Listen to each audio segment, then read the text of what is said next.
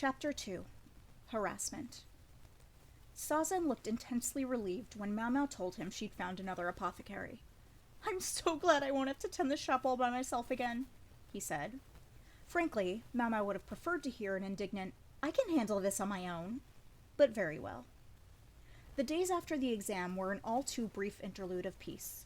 She'd done what she'd been told to do, but the 2 solid weeks of being allowed nothing but studying had brought her only pain. She was very pleased to be able to get back to working in the field and making some medicine. A few days later, a letter arrived. Her acceptance, she presumed, and as it happened, she was right. "It would be a wonder if anybody failed that test," the madam had said when Mau Mau had told her about the contents of the exam.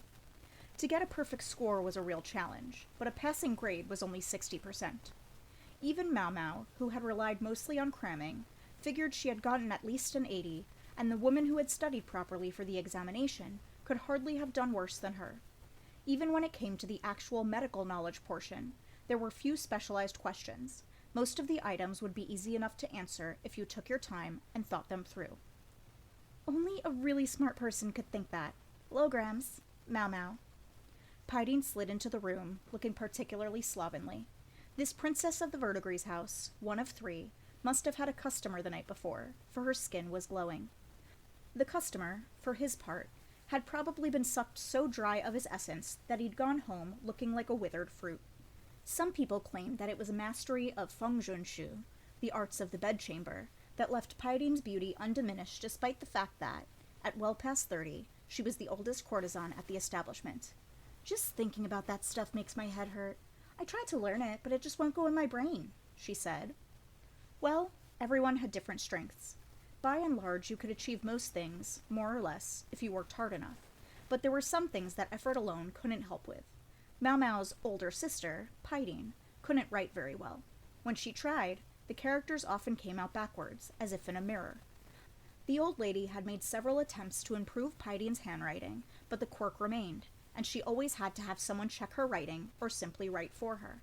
However, almost as if to compensate, she was an unparalleled dancer. There was none better in the whole pleasure district.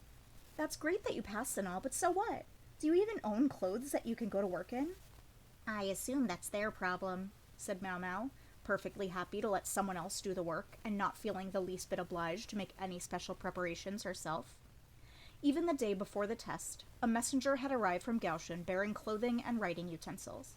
She got the impression the messenger had also been intended to accompany her to and from the testing center, but having a babysitter like that had sounded like a headache, so she'd ignored him.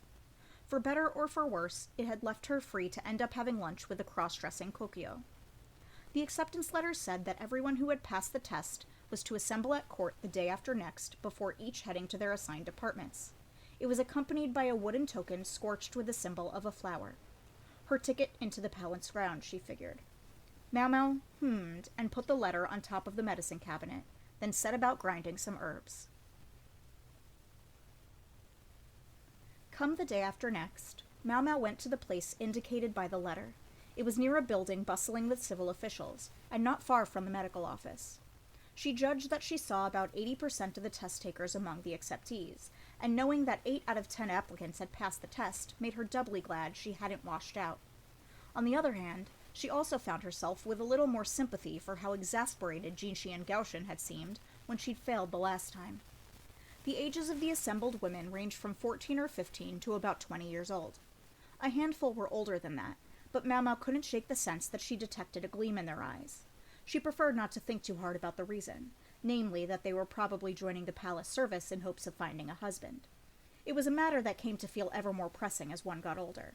"Actually, I think it's ideal to be at least 20 before you become a mother."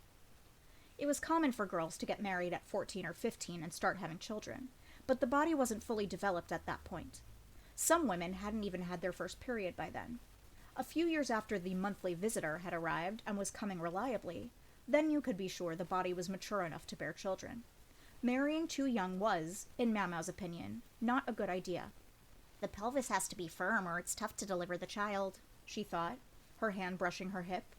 She didn't expect her own body to do much more growing, but if she ever somehow found herself pregnant, it wouldn't hurt to have a little more meat on her bones. Birth was considered kissing cousins with death. Mau Mau was keen to try giving birth at least once, but that wasn't something you could just go around saying. People might think you were simply being crass if you claimed you wanted to give birth as an experiment. Besides, if they knew the other thing Mau Mau thought on the subject, they would probably get upset. Namely, I wouldn't be able to get a decent placenta out of it. when a child was born, the placenta was expelled. There were certain regions where the mother would then eat the discarded placenta as a way of strengthening herself. It was said to be quite tasty, like liver sashimi. Of course, animal liver might have parasites in it if you tried to eat it raw, but a placenta should be safe. It would have been part of her own body after all. Mau Mau's father had always sternly warned her not to use any part of a human as an ingredient in her medicines, and likewise not to have any contact with dead bodies, lest terrible curiosity boil up within her. But her own placenta? What about that? It wasn't a dead body, and it wouldn't be like she was using someone else for her ingredients. It was a part of herself. What would be wrong with taking it back in? In short, it would be a way for Mau Mau to explore an aspect of medicine with which she'd heretofore been unacquainted, while still respecting her father's rules. Of course she wanted to do it. "Everyone, over here, please," an older court lady said. Her gaze was sharp. They'd all been given a standard uniform to wear, but some people had embellished theirs with special modifications. Among peacocks, males had the ostentatious plumage, but with humans, the females of the species were the more lavishly attired. Mau Mau had simply worn the uniform as it was given to her. She didn't think she would be at all conspicuous, so why did she feel like people were stealing little glances at her? Am I wearing it wrong? She wondered. It was the same plain sleeve dress everyone else was wearing. For her, the top was a light pink, the bottom red, but the colors varied by each person's assigned department. There couldn't have been 5 people wearing the same colors as Mau Mau. Assistant to the medical office was still a new post, so maybe there just weren't very many of them yet. If there was anything that really stood out, maybe it was the band in Mau Mau's hair. She felt like hers was a slightly darker color than everyone else's. Deciding there was no need to give it too much thought, she went over to where the older court lady had indicated and stood in line with some other women, when she bumped into something. No, that wasn't what had happened. Before she could even stick her hands out, she was on the ground. Perhaps she was lucky her nose didn't stick out too far, for she went face first and ended up covered in dirt from forehead to chin. She got back up, wiping her face with her palm, not saying a word. At least her nose wasn't bleeding. "Oh my goodness, I'm sorry," said a woman with an elegant smile on her face. She was wearing the same colors as Mau Mau, as was everyone walking by with her. "Are you all right?" the older court lady asked, hurrying over. It's nothing, Mau Mau said, her face impassive. But she thought, this brings back memories. she was in a workplace full of women again, and the inevitable consequences of that nearly brought a warm glow to her heart. The first day of their employment was to be spent being indoctrinated with the principles of court service. Thus the new court ladies, who numbered fewer than 100, were escorted into a large hall where they were lectured by their more experienced counterparts. Mau Mau herself had once given a lecture in a similar hall in the rear palace, which was all well and good, but frankly, listening to other people talk made her sleepy. There were more than enough chairs and desks for all the attendees, so the newly minted court ladies sat in clusters according to their assignments. Except no one sat near Mau Mau. The woman who had bumped into her earlier sat in a group somewhere in front of her. Most women who became court ladies were the daughters of officials, or sometimes of prosperous merchant households, and it seemed that just as in the rear palace, squabbling amongst the ladies was not uncommon. In the rear palace, however, there had been a certain hunger in the air, a sense that the low could overcome the high. Not so here, where it seemed more important to figure out where best to position yourself in the existing hierarchy, a fact that was obvious from the way small cliques had already formed. You could tell who ruled each one just by the way they walked. I guess having an important daddy makes you an important little girl. A no one from nowhere like Mau Mau would obviously be excluded from such a system, or at least made to understand her place. It gave their behavior earlier a certain logic. Nonetheless, Mau Mau thought it was childish. After almost an hour's lecture, the women were split off by department, Mau Mau heading to the medical office with the other ladies who had received the assignment. There were actually several medical offices around the palace grounds. For example, the one Mau Mau had often gone to while working for Jinshi was in the western quarter. That was where her old man, Luomin, was assigned. There was another office on the eastern side, which was where they seemed to be headed. Mau Mau scowled. The western side of the palace grounds was home to many civil officials, while the east was the province of the soldiers. Her father had been assigned to the western office as an act of consideration, to allow him to avoid the soldiers as much as possible, although it hadn't done him too much good in the long run. And why had he wanted to avoid the soldiers? For the same reason Mau Mau did. How did he find me already? She'd been trying to follow the other women as quietly and inconspicuously as possible. Their group garnered glances from the brawny military men as they went by. Mau Mau accepted. The new court ladies were all young and lovely. Of course the men would want a quick look. It was well and truly summer now, the sticky season. Just walking around was enough to make you start to smell of sweat. The men were working out with their shirts off, drawing interested gazes from the court ladies as they went by. And somewhere in the middle of it all was a most unsettling shadow, following the group from behind. Mau Mau tried to ignore it, but she kept seeing it out of the corner of her eye. Maybe the person thought they were being sneaky, but they were terrible at it. Who was this strange figure? He had no facial hair, eyes like a fox, and a pointless monocle. Maybe he thought it made him look fashionable. By now, you ought to know who we're talking about. One wouldn't wish to say his name. Who's that? Some of the ladies began to whisper. He's more important than you might think around here. There were higher-ranking military officials out there, but most of them were to be found at desks in the central part of the palace complex. This man had the title to make him important, but seemed to have a lot of free time to waste hanging around. When they realized the eccentric strategist was on the scene, the other soldiers stopped trying to steal glances at the passing ladies and became hilariously serious about their exercise. There was an ironclad rule among the soldiery: don't get involved with him. He always meant trouble, and lots of it. Obnoxious, Mau Mau thought. She wanted to hurry up and get out of there, but the older court lady went ever so slowly, and there was nothing she could do. Although the woman's skirt hid her feet, Mau Mau suspected from the movement of her hips that they were bound.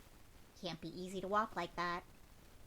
The new court ladies, 5 of them including Mau Mau, all walked with a spring in their step. With this many officials' daughters in one place, Mau Mau might have expected at least one of them to have bound feet, but by coincidence, all their feet appeared to be good and healthy. "This is the medical office," the lady leading them said, pointing to a stern, sturdy building near the training grounds. It was certainly less pretty than the Western office. It was then that Mau Mau heard shouting from behind them. Everyone turned to see a man being borne on a stretcher. He was limp, and there were bruises all over his body. "Make way! We're taking this man to the medical office!" shouted some well-built soldiers, hustling the stretcher along in a way that suggested this was nothing new to them. "Let's follow them," someone said, and Mau Mau and the others went after them. They arrived at the medical office to find the soldiers looking worried. "What's the matter?" Mau Mau asked. "Well, normally there'd be a doctor here," one of the men said, but there was no one inside, not even a note saying that the doctors were out or when they would be back. The injured man had been laid on one of the cots, still limp. Mau Mau couldn't help looking at him. Along with his bruised skin, she saw he was still young enough that he had no beard, while his tan skin showed that he trained hard outside every day. "What caused him to collapse?" Mau Mau asked, looking into the young man's face. "Now, just a second, you," one of the other new medical assistants said, but the older court lady stopped her. She gave Mau Mau a look that said, "Take care of him, if you know how." "We were training, and he suddenly dropped. We didn't hit him anywhere too bad, I think," one of the soldiers said. He didn't sound very happy about it, maybe because it was obvious to see that they had been working this man to the breaking point. Then again, maybe it was the freak, half visible peering through the window, that was making him uncomfortable. The injured man was sweating, and his body temperature was normal. The only thing Mau Mau noticed was that his pulse seemed somewhat slow. "I'm not so concerned about where you hit him," she said. She took several washcloths from the office's supply and put them in a water jug, then laid them over the young man's body to cool him down. "May I use supplies from the medicine cabinet?" Mau Mau asked. She was directing the question at the older court lady, but the response was strange. Instead of the woman answering immediately, the person outside the window raised his thumb. When she saw that, the woman replied, "Yes, you may." So the freak was an eyesore, but he could be a useful eyesore. Mau Mau put some water in a bowl, then added salt and sugar, just like she had when Jinshi had collapsed in the heat during the hunt. The young man here had succumbed to heat-induced dehydration. She gently lifted his head, wetting his lips with the water in the bowl. As he started to come to, she let him drink on his own. The soldiers who had been working the young man looked relieved, although Mau Mau had half a mind to glare at them as hard as she could. As she was re-soaking the lukewarm washcloths to continue to cool the young man, there came a sound of applause. Several men in white overgarments, showing that they were doctors, appeared. One of them was elderly, the other two middle-aged. "You pass," one of them said. Who passes? Passes what?" asked one of the newly minted court ladies. "Passes what? Did you really think we would consider you qualified to be our assistant on the basis of a simple written exam? We just wanted to get a look at you all." In other words, they had been hidden somewhere, watching what Mau Mau and the others did. Not very nice of them. "If you didn't look like someone we could use, we could have cut you loose right here and now," said the elderly physician. He was taking a drink from the water jug and looking at Mau Mau with what might have been regret. This guy is going to be trouble. I can smell it. Mau Mau had to be careful her private assessment didn't come out of her mouth. Incidentally, the eccentric strategist was still peering in from outside, but for the moment, she figured she could safely ignore him.